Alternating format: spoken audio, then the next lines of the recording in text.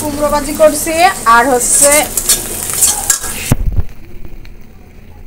এরই জন্য যে সজনে দিয়ে মাছ দিয়ে রান্না করব। এই যে মাছ আজকে বাটা মশলা রান্না করব, কাঁচা যে বাটা মশলা সেইটা দিয়ে রান্না করব।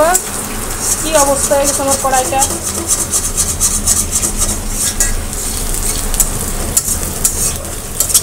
এর ভিতরে কুমড়ো ভাজি দিয়ে দেবো।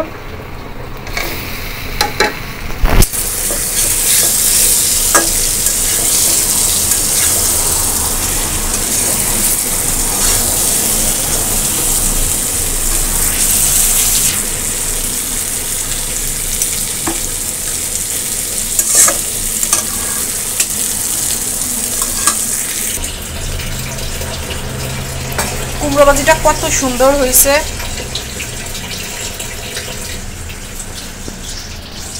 তেলটা গরম হয়ে গেলে আমি হচ্ছে মাছটা ভাজি করে নিব।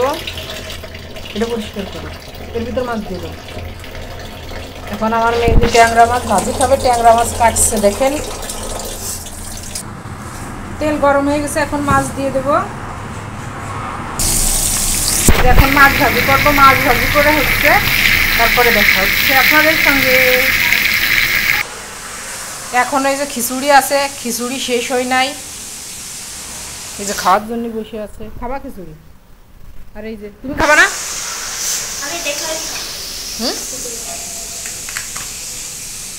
এইসব প্লেটে খাওয়া যায় না। এই প্লেটে কি না খায়? খাও। এই যে ডাইনিং টেবিলে মেকআপ আমার মেয়ের, আর এই যে একটু ট্যাং ইসুকগুলির ভুসি, আর হচ্ছে টুকমা না এর ভিতরে,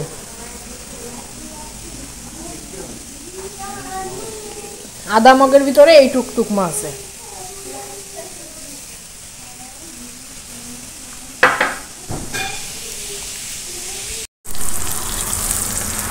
এই যে মাছ ভাজি করা হয়ে গেছে, এখন হচ্ছে যে পেঁয়াজ ভাজি করে নিয়ে এখানে হচ্ছে বাটা মশলা দিয়ে দেবো।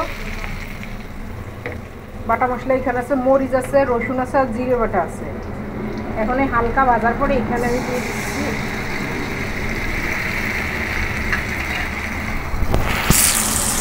এখানে দিয়ে দিব হচ্ছে লবণ আর হলুদ, লবণ হলুদ আর রসুন বাটা, জিরে বাটা, কাঁচামরিচ বাটা হচ্ছে যে ধনে গুঁড়ো দিয়ে এটা সুন্দর করে একটু ভুনে নেব।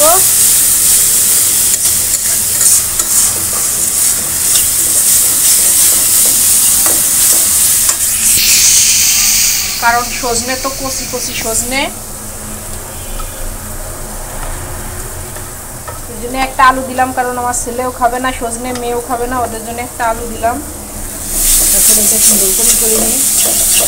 মাছ, এই যে মাছটা কড়া ভাজি করেছি, আর মাথাটা অত কড়া ভাজি করি নাই। আর এই যে সেই মাছ আমার মেয়ে তাজা মাছ দিয়ে ওটা কী করে এনেছে, একটু পানি দেবো এখন, মশলাটা পুড়ে যাচ্ছে।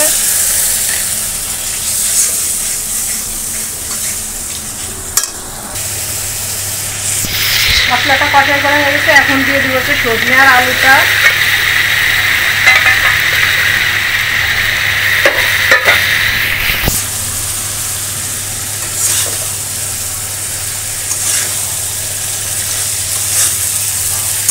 সজনে ডাউল দিয়ে রান্না করলে অনেক সুন্দর লাগে।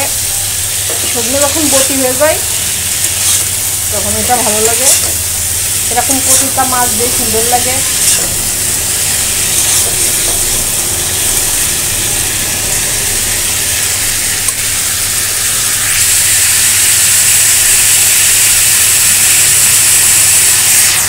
কেমন হচ্ছে আমার রান্নায়। এখন আমি ঢাকা দিয়ে রেখে দেবো, ঢাকনা খুলে পরেই করবো।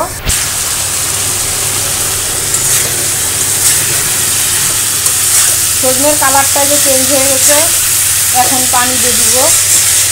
এটা কষাই করা কোনো পানি দিব না, কারণ আমি এইটাই কষাই করে নিচ্ছি। অলরেডি অনেকটাই যে নরম হয়ে গেছে। এখন হচ্ছে পানি দিয়ে দিব, একবার ঝোলের পানি।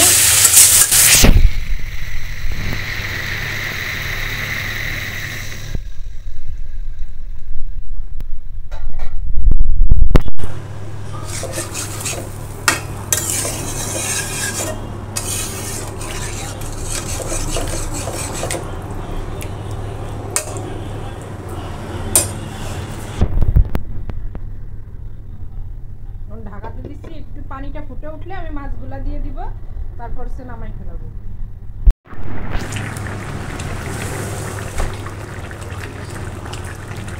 যে মাছ দিয়ে দিছি, এখন হচ্ছে ঢাকাতে রাখবো।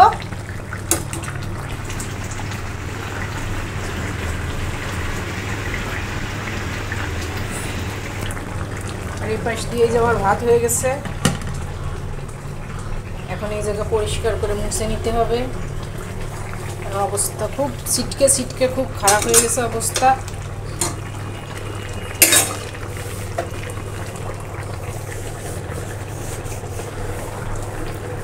প্রতিবার রান্না শেষে এভাবে পরিষ্কার করে রাখলে সব কিছুই সুন্দর থাকে। আমার চুলাটার বয়স 10 বছর রানিং, ইনশাআল্লাহ। আর কয়দিন যাবে জানি না, কিন্তু তারপরেও যতদিন যাবে আশা করি ভালোভাবেই যাবে। রাইস কুকারটার বয়স 8 বছর, আমার ছেলে হওয়ার সময় নিছি।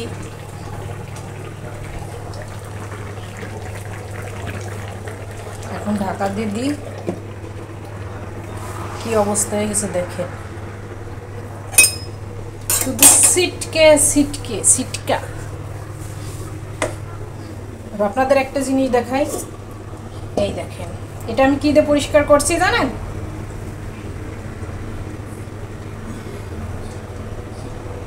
এইটা দিয়ে পরিষ্কার করছি। আপনারা এইটাতে পরিষ্কার করবেন, এরকম চকচকে ফকফকে কড়াই হয়ে যাবে।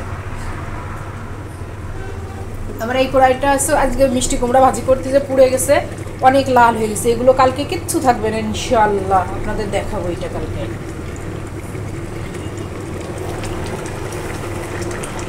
দেখছেন কত সুন্দর হয়েছে।